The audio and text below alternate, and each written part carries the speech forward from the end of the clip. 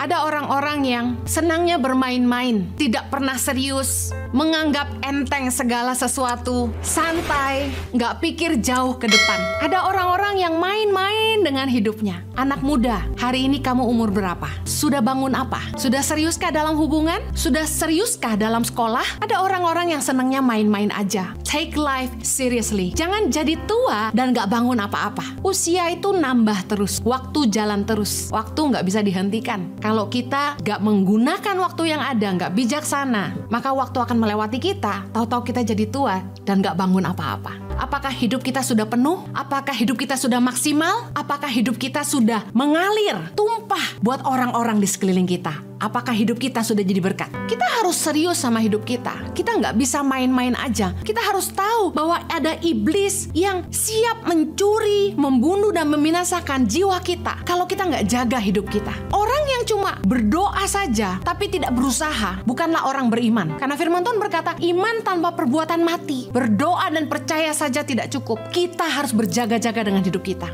Sehari-harinya hidup kita, apakah kita juga menjaga hidup kita? Stay alert. Banyak orang Kristen yang cuma kelihatan serius di gereja, tapi hidup sehari-harinya masih ngikut gaya dunia, masih syarat dengan pesta pora, nggak serius dengan hubungan dengan Tuhan, nggak serius dalam mengikut Tuhan, masih main-main sama dosa. Bagaimana hubungan kita dengan Tuhan? Apakah kita serius dengan Tuhan? Apakah setiap hari kita jaga hidup kita dalam kekudusan? Apapun yang kita bangun dalam hidup ini, coba pikirkan konsekuensinya. Lihat ujungnya. Apapun yang kita mau mulai, apapun yang kita mau bangun dalam hidup kita, pikirkan ujungnya. Yuk jangan main-main lagi sama hidup kita. Serius yuk.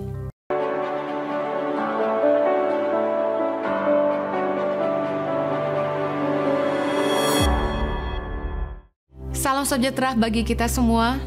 Senang sekali bisa kembali melayani Anda dalam ibadah online bersama Impact Community Indonesia. Senang sekali bisa melayani Anda meskipun melalui ibadah online. Membuka tahun 2021 di dalam hadirat Tuhan, kita bersama-sama membuka telinga dan hati kita untuk firman-Nya dinyatakan. Hari ini saya akan menyampaikan firman Tuhan dengan tema seriuslah dengan hidup Anda. Kata-kata ini terngiang-ngiang. Take life seriously. Ada orang-orang yang senangnya bermain-main, tidak pernah serius, menganggap enteng segala sesuatu, santai, nggak pikir jauh ke depan. Ada orang-orang yang main-main dengan hidupnya, nggak ngitung waktu. Anak-anak muda, pacaran main-main, ganti-ganti nggak pernah serius, nggak bangun masa mudanya, nggak sekolah sungguh-sungguh, nggak kuliah bener-bener, ngabis-ngabisin uang orang tua, nggak ngitung umur. Saya cuma ingin kasih gambaran. Di usia ke-25 tahun, saya sudah menikah dan sudah nyicil rumah. Seserius itu saya hidup, ngitung waktu. Kenapa? Karena saya tahu waktu itu berharga. Saya sama suami, waktu itu Jojo usia 26, saya 25. Di usia 25, kami sudah nikah dan sudah nyicil rumah. Sudah punya pekerjaan yang tetap. Anak muda, hari ini kamu umur berapa? Sudah bangun apa? Sudah seriuskah dalam hubungan? Sudah seriuskah dalam sekolah? Sudah kelar belum kuliah? Saya waktu itu tidak dibiayai orang tua, saya harus kerja untuk bisa nyicil uang kuliah. Tapi saya bisa menyelesaikan kuliah saya dan bisa kerja. Ayo kalian yang hari ini masih belum bangun apa-apa, di usia yang mendekati 25 bahkan mungkin sudah lebih, ayo mulai serius hari ini. Ada orang-orang yang senangnya main-main aja. Main game online, duduk di komputer berjam-jam. Mending kalau yang dikerjakan itu bermanfaat. Tapi kalau cuma main-main aja, ayo dengar firman Tuhan hari ini. Take life seriously. Jangan jadi tua dan gak bangun apa-apa. Yang sudah berkeluarga, yang sudah dewasa, jangan menganggap enteng segala sesuatu. Santai, banyak orang yang bilang gini, santai bro. kita harus mikir jauh ke depan. Apa sih yang kita bangun? Pastikan kita nggak buang waktu kita nggak buang energi kita nggak buang uang kita untuk hal-hal yang nggak berguna. Usia itu nambah terus, waktu jalan terus, waktu nggak bisa dihentikan. Kalau kita nggak menggunakan waktu yang ada, nggak bijaksana, maka waktu akan melewati kita, tahu-tahu kita jadi tua dan nggak bangun apa-apa. Saya percaya bahwa ada waktu untuk segala sesuatu.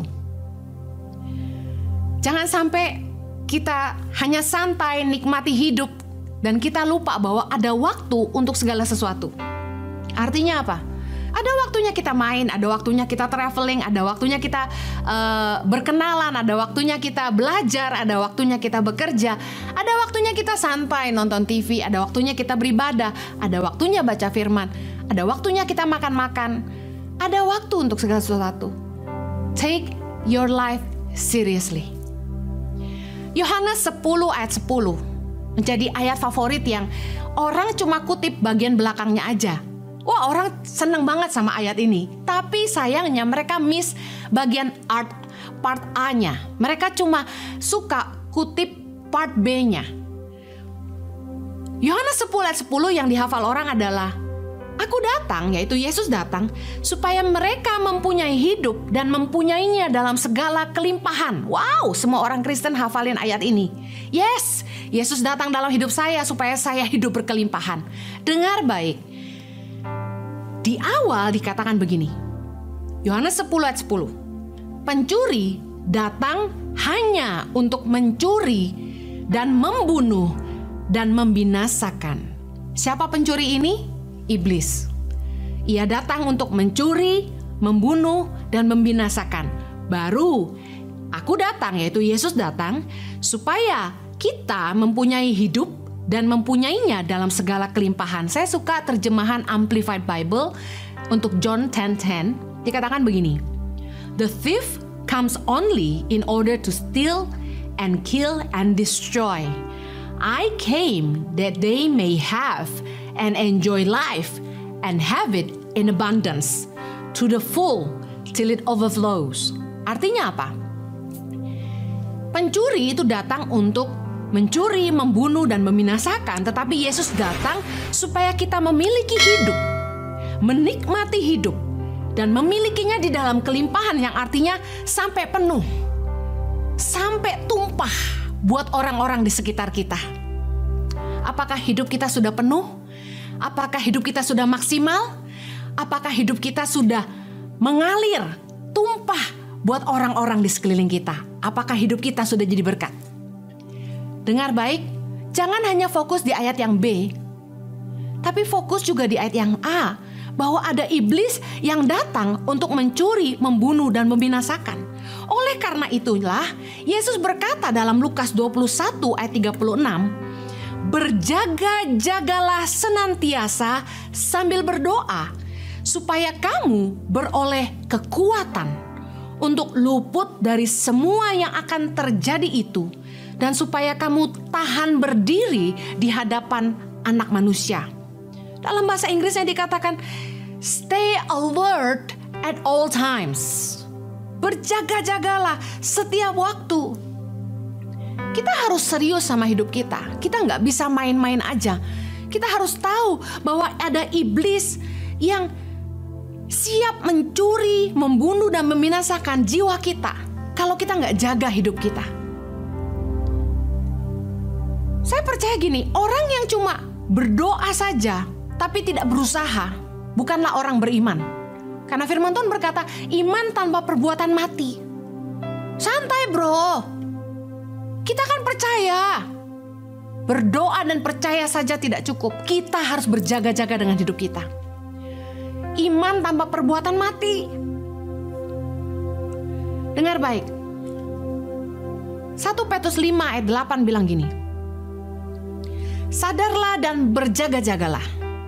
Lawanmu si iblis berjalan keliling sama seperti singa yang mengaum-ngaum dan mencari orang yang dapat ditelannya. Mata rohani kita yang harusnya bisa melihat bahwa di sekeliling kita ada singa yang mengaum-ngaum, ada iblis yang siap menelan jiwa kita. Oleh karena itu firman Tuhan katakan kita harus sadar dan berjaga-jaga. Jangan cuma main-main sama hidup kita. Yesus memberi peringatan dalam Lukas 21 ayat 34 berkata gini, jagalah dirimu supaya hatimu jangan syarat oleh pesta pora dan kemabukan serta kepentingan-kepentingan duniawi, supaya hari Tuhan jangan dengan tiba-tiba jatuh ke atas dirimu seperti suatu jerat. Kita harus menjaga hidup kita sungguh-sungguh. Kita harus stay alert. Kita harus serius sama hidup kita. Jangan main-main aja. Kita harus serius sama Tuhan. Tahukah Anda bahwa banyak orang yang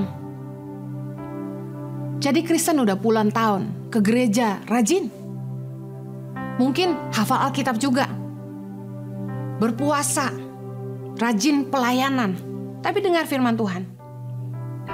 Kita seringkali cuma seriusnya pada saat kita pelayanan di gereja. Kita seriusnya cuma sebentar aja, hari Minggu 2 jam. Itu pun kalau kita serius. Karena banyak orang yang ibadah cuma 1 jam ibadah online, tapi gak serius. Sehari-harinya hidup kita, apakah kita juga menjaga hidup kita? Stay alert. Kita harus serius sama hidup kita. Jangan main-main, apalagi main-main dengan dosa. Yesus memberi nasihat firman Tuhan. Jaga diri kita, jangan syarat sama pesta pora, kemabukan, serta kepentingan-kepentingan duniawi. Banyak orang Kristen yang cuma kelihatan serius di gereja, tapi hidup sehari-harinya masih ngikut gaya dunia, masih syarat dengan pesta pora, nggak serius dengan hubungan dengan Tuhan, nggak serius dalam mengikut Tuhan, masih main-main sama dosa. Masih sibuk dengan hidup duniawi, hutang sana sini. Cuma fokusnya happy-happy, main-main. Sepedaan. Lagi musim sepeda, beli sepeda. Main-main dengan apa yang kita bisa nikmati dunia nih. It's fine, kita harus enjoy hidup kita, yes.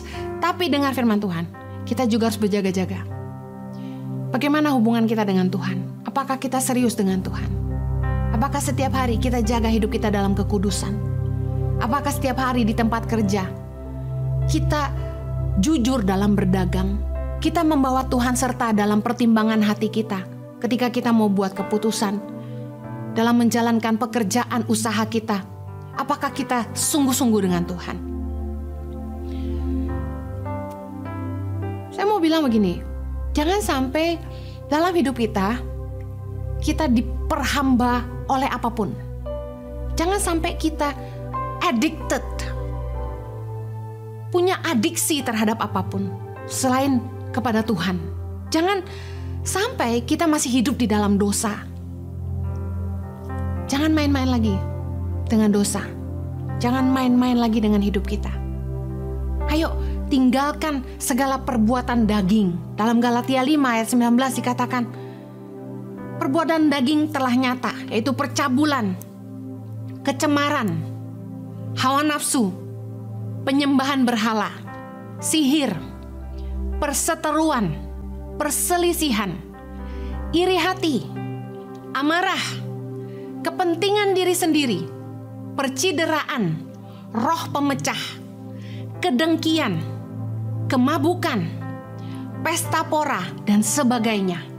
Terhadap semuanya itu kuperingatkan kamu, seperti yang telah kubuat dahulu, bahwa barang siapa melakukan hal-hal yang demikian, ia tidak akan mendapat bagian dalam kerajaan Allah. Dengar firman Tuhan. Yuk jangan main-main lagi sama hidup kita. Serius yuk. Satu hal yang kalau kita boleh belajar sama-sama di masa pandemi ini, bahwa nyawa kita fragile banget. Orang-orang yang baru aja ngobrol sama kita, baru aja WA, telepon sama kita, 1-2 minggu kemudian ternyata mereka sudah tidak ada lagi. Saya yakin banyak yang mengalami kedukaan di masa pandemi. Banyak yang jiwanya tersentak. Ternyata hidup kita begitu fragile-nya. At any time, we can lose our life. Kita bisa kehilangan hidup kita. Satu hal penting yang harus jadi pelajaran bagi kita. Kita harus jaga hidup kita. Jangan lagi main-main dengan dosa. Don't be addicted to sin. Yesus sudah membebaskan kita, jangan sampai lagi kita jadi hamba dosa.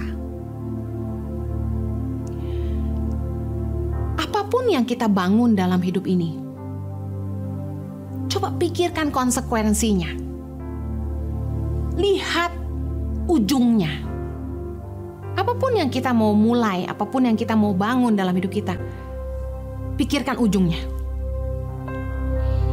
Yang menyedihkan biasanya orang tuh tahu konsekuensi yang akan mereka tanggung, tapi mereka tetap lakukan juga.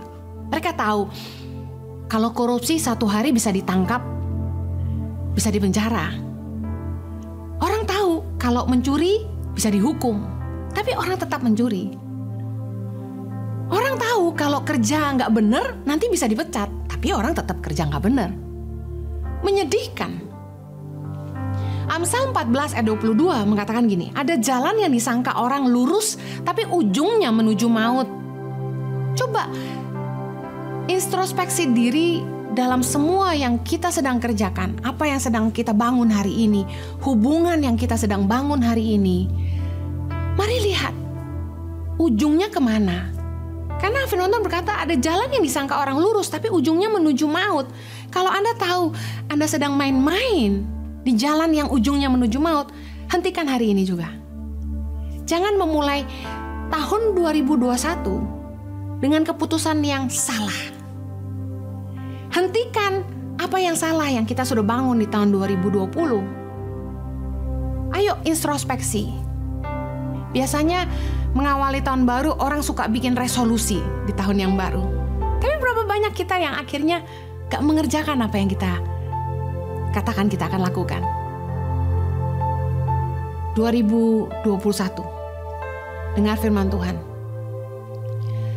Jaga hidup sungguh-sungguh. Jangan lagi main-main dengan dosa.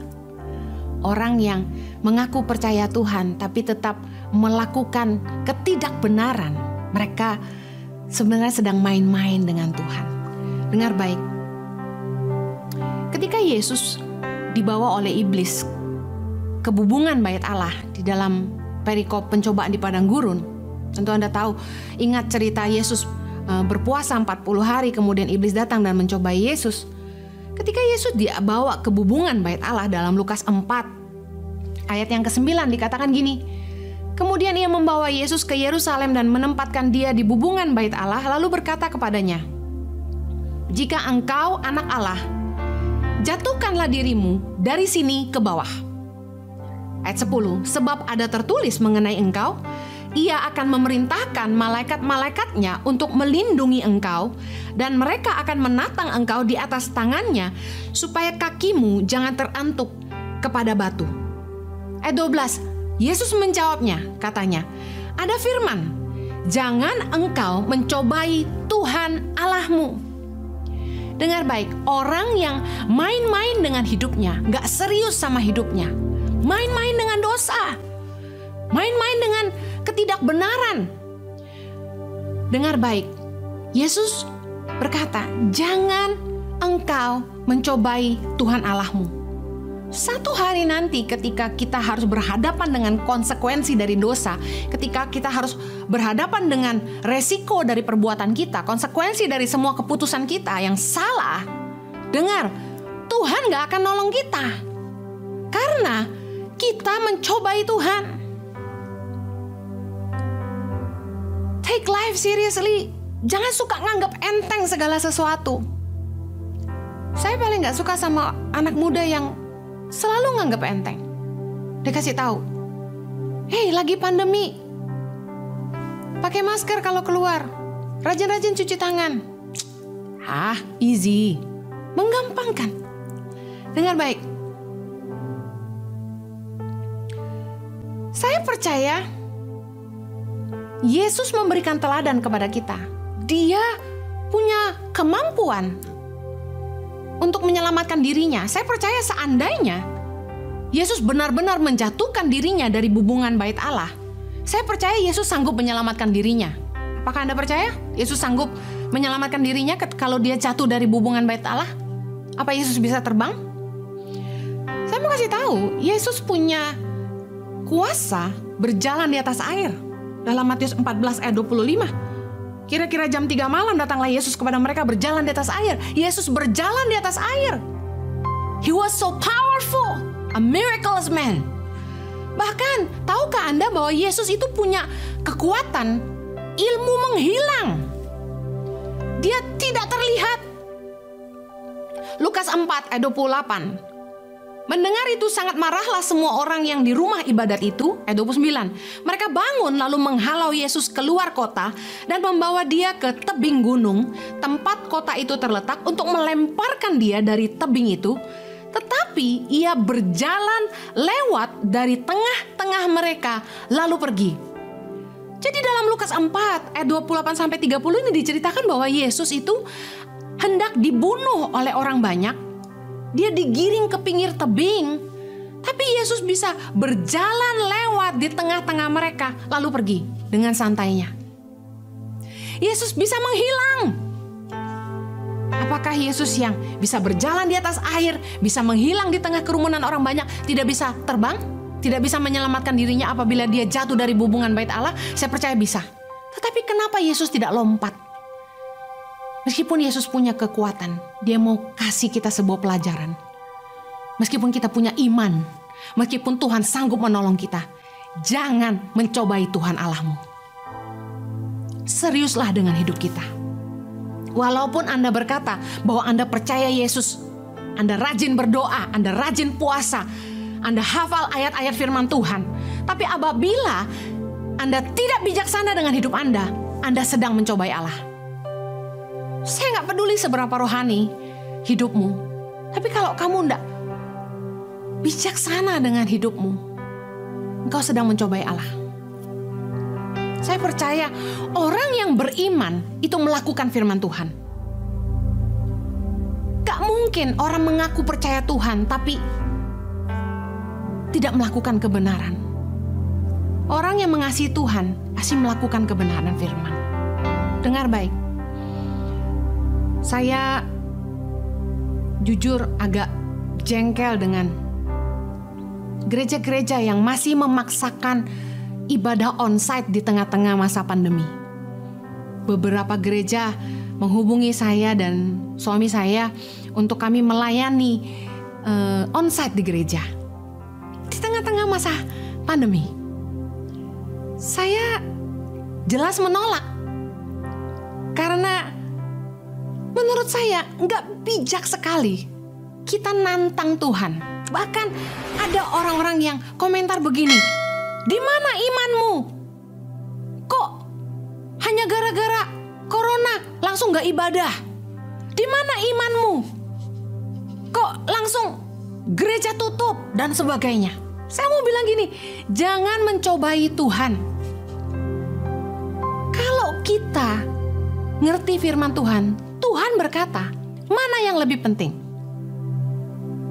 Menyelamatkan nyawa orang atau membinasakannya? Kalau kita ngerti, kita gak boleh kumpul banyak-banyak untuk ibadah, tapi kita maksa, kita harus mikir bagaimana dengan keselamatan orang-orang yang akan hadir apabila kita memaksakan ibadah dijalankan. Pemerintah sudah menetapkan, tapi kita lawan dengan alasan iman. Saya percaya kita harus berhikmat. Saya bilang sama staf saya, sorry, tolak aja undangan-undangan di masa corona. Saya nggak mau menghantar nyawa, mengorbankan orang-orang di sekeliling saya. Apabila saya sampai menerima undangan itu, lalu saya terpapar, lalu saya pulang dan menularkan yang lainnya. Kita nggak bisa marah sama Tuhan dan berkata, Tuhan di mana kok hambanya tidak dilindungi? Kita yang harus berhikmat. Kita yang harus bijaksana. Jangan mengorbankan nyawa banyak demi kepentingan kita. Yesus bilang, mana yang lebih penting, menyelamatkan nyawa orang atau membinasakannya? Saya percaya ibadah online ini tidak menjadi satu hal yang buruk untuk dijalankan kalau memang itu baik untuk menjaga keselamatan semua orang. Saya ingin membagikan secara cepat 3 pesan. Apapun yang kita akan bangun di tahun 2021, 3 pesan firman Tuhan. Yang pertama, lakukan dalam kebenaran firman. Yesaya 32 ayat 17. Di mana ada kebenaran, di situ akan tumbuh damai sejahtera. Dan akibat kebenaran ialah ketenangan dan ketentraman untuk selama-lamanya. Kalau kita mau hidup dalam damai sejahtera, kalau kita mau hidup kita aman, tidak penuh dengan ketakutan, tidak penuh dengan kekhawatiran, tidak penuh dengan rasa takut, tapi kita aman, damai, tenang. Pastikan apapun yang kita lakukan, lakukan dalam kebenaran. Karena upah dari kebenaran adalah damai sejahtera. Dan di mana ada kebenaran, akan ada ketenangan dan ketentraman untuk selama-lamanya. Apapun yang kita mau bangun ke depan di tahun 2021, lakukan dalam kebenaran. Lukas 16 ayat 10, firman Tuhan berkata, barang siapa setia dalam perkara-perkara kecil, ia juga setia dalam perkara-perkara besar. Apapun yang ada di tanganmu hari ini, lakukan dengan benar meskipun kecil. Take it seriously.